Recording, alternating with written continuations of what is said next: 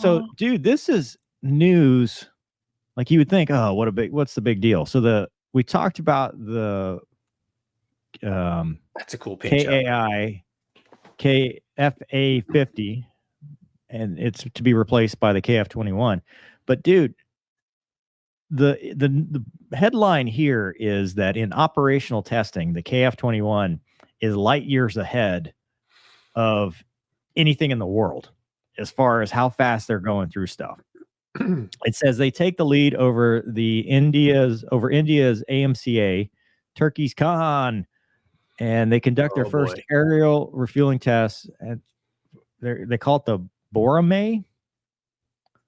So on March 19th, the milestone underscores the aircraft's potential for extended range operations confirmed by DARPA. The test, which took place over the southern coastal waters, saw the Air Force's KC-330. So is that like an Airbus 330 that is a tanker? So I guess seamlessly refuel. See, that guy could have rented his A330 and done the refueling for him. Departing from an airbase and 296 kilometers southeast of Seoul, the fighter engaged in a refueling operation under the careful watch of the Defense Authority. Utilizing its flying boom, the tanker successfully transferred fuel to the KF-21 prototype number 5. It's a 50% extent of operational range, and there's video of it. Air refueling is an essential capability of modern fighter jets. They outline plans to continue assessing the KF-21's aerial refueling capabilities across various parameters.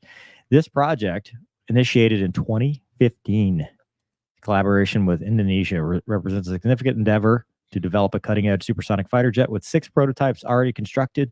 Project is poised to deliver the first production model to the Air Force in the second half of 2026. And that, my friend, is the headline here. It faces challenges, though, for Indonesia's commitment to the joint development effort. It's only given them 20% of the project's total cost, with delayed payments amounting to $1 trillion. Recent reports suggest Indonesia's request to extend the payment deadline 2034. So money is a problem, but it's the development of their race to deploy their own 5th-gen jet, which looks pretty similar to some stuff we've seen before. But I mean, at this point, they all look the same. In early March, they greenlit the project in India for the 5th-gen fighter jet known as the Advanced Medium Combat Aircraft, which is their own in-house brand of that. So, and then Turkey, obviously, they did their Khan flight for 13 minutes. The large country of Turkey. So, it's a big country, dude. Biggest country. Big country. Very big. Lots of history. So, Gonky. Yes, sir. Dude, we've talked about this. I wish Rick would be a great asset for this to talk about, the initial design to having 6. I mean, dude, I don't know of another country that has done this. So 2015, so 11 years from the time they started to the time they think it's going to be IOC and actually be, first production model. So that doesn't mean IOC. But compare that with the F-35. Compare that with the F-22. I compare that with a Su-57, which still, I mean, most of its aircraft are prototypes. They do have some operational aircraft, but not very many. Compare that with the Khan. Compare that with all these other aircraft. The question I have is, do you think it's living up to its hype, or, or do you get what you pay for when you do you need that much time? I think it's a mix of the way the U.S. is doing it is way too much just red tape. However, I would also not be surprised, the speed at which they're able to bring these aircraft to light. There's probably problems that they have that like a U.S. jet wouldn't have because of the red tape. You know what I'm saying? Like yeah. You can have quality and speed, but clearly clearly these are super motivated people in countries that are really working hard to get this thing airborne, literally. And I just think it would be kind of foolish to think that, yeah, okay, they got it, it's flying, but to think that it's, as It's no, full you're up. saying it's no Raptor. Yeah, it's not like Yeah, they've created a Raptor in 6 years. correct. And the Raptor is a little bit different because that thing was, I mean, that thing was like a mid 80s, right? Late Right, 90s. yeah. The ATF. Um, yeah, the ATF, that's right. But yeah, I mean, what they're doing, I think, is incredible, and I think that that they are probably the speed at which they're doing this is probably more in line with what you should be. But I mean, I'm impressed, man. I I mean, we think talk about it all the time, like delays, delays, delays, yeah, I delays. mean, we couldn't even get the T7 in place in time. I mean, I like know. the MH-139, same thing. But I do think it's interesting when they start talking about when the bill comes due and Indonesia is asking for extra time. That's the red flag, right? Because the US, we can print more money. And, if countries back out and don't pay us, we're just like, oh, okay, we can figure it out. But dude, I mean, I, if Yeah, you're depending on $1 trillion from another country and they're like, yeah, we need some more time, it's like the friend that owes you money.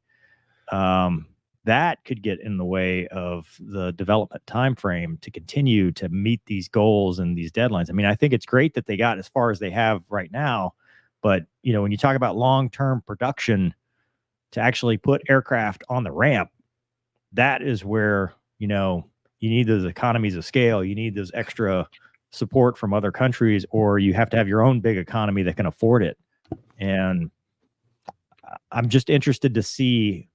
It's all great in test and we're meeting milestones, but like you said, I'm interested to see how it plays out once they finally actually put squadrons of them out there. And then once they do, well, maybe it's time to reevaluate, the Pacific, our postures there, because now, it's there. I mean, do they need us as much anymore from the US perspective if they're capable of fielding fifth gen fighters on their own? yeah. I mean, you bring up another point too. I mean, any country wants to have their own stuff, right? I mean, you don't want. I mean, I don't want America to be reliant on anybody else. That's just Yeah. my own prideful American, way. And especially if you're, if you're a military member or a fighter pilot. I mean, I always felt proud to be flying a McDonnell Douglas or a Boeing Yeah. fighter jet, man, made right. I went to the factory in St. Louis. I shook hands with the people that made the airplane. That this thing came from my country, and that's a very uh, awesome thing to be able to say. And other countries want that, Yeah. and nobody wants to be. Well, if America gets mad at us, they're going to shut off our parts supply, or they're going like Malaysia's running into this problem now with the Su-30, right? Sanctions on Russia, they can't get parts for the Su-30, at least not like they used to. Right. So they're, Malaysia doesn't really have a dog in this fight. They just want parts for their airplane. They just happened to, 20 years ago, buy it from Russia, you know? So I'm not surprised that, other countries are developing and building their own advanced warplanes. And I'm not really surprised at the speed at which they're doing it. And they can, now, truth be told, they can also leverage, what they've learned from, buying Western and even Russian aircraft, right? They're not starting from like literally nothing, which is why you talked about, you see a lot of commonality in the at least the Yeah. designs that we see in these articles. I wonder from a geopolitical standpoint how this escalates or de-escalates with North Korea, I- because yeah, they're very reliant on old Russia. I mean, very old. They're more focused on their missile tech right now, right? Because that's their big thing, is showing that they can launch missiles, and they've got artillery, and they've got a lot of old stuff in great numbers. But they're whether they will stand idly by with a country like to their south that is able to create this. I mean, right, I right. wonder whether it's a an escalatory thing or a de-escalatory thing. If it's peace through strength, or Yeah. if it's, hey, now we got to do our own thing too. But Yeah, I don't know. That's a good point. kudos to them, though. I mean, Yes. that's really cool that they're able to do that, and I think that you're right. That should be the goal. That should be the production timeline. Should be that, not 20 years that we've seen of government bloat and waste. Yeah, I agree, man. All right.